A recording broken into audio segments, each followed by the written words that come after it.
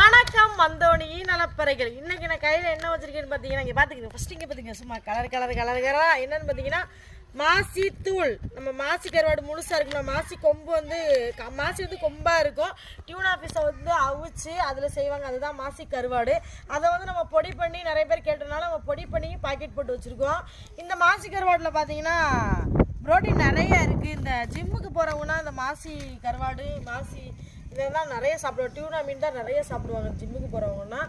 அந்த மாதிரி நிறைய பேர் வாங்கிட்டு இருக்காங்க. இந்த மாசி கருவாடு பார்த்தீங்கன்னா டேஸ்ட்டில் பார்த்தீங்கன்னா ரொம்ப சூப்பராக இருக்கும்.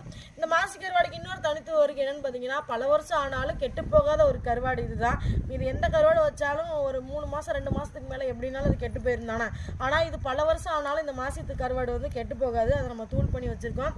இதை நம்ம என்ன மாதிரி சமைக்கலாம்னு பார்த்தீங்கன்னா தொக்கு வைக்கலாம். இதே நம்ம வந்து பத்தல் இதெல்லாம் போட்டு நம்ம இட்லி பொடி மாதிரிலாம் செஞ்சு சாப்பிட்லாம். நிறைய பேர் மாசிக்கட்டையை வாங்கி வந்து சமைக்க தெரியாமல் முழுசாக போட்டு நம்ம ஆட்டுக்கறி அவிப்போம்ல, அந்த மாதிரி பண்ணிங்கன்னா கண்டிப்பாக வராது. மாசி நீங்கள் கொம்பை வாங்குறவங்க இந்த மாதிரி தூள் பண்ணி அதுக்கப்புறம் தான் நம்ம சமைக்கணும். உங்களுக்கு இந்த கருவாடு வேணும்னா நாங்கள் கீழே கொடுக்குற நம்பருக்கு வாட்ஸ்அப் மெசேஜ் பண்ணி கண்டிப்பாக வாங்கி சாப்பிடுங்க. டாடா பாய்.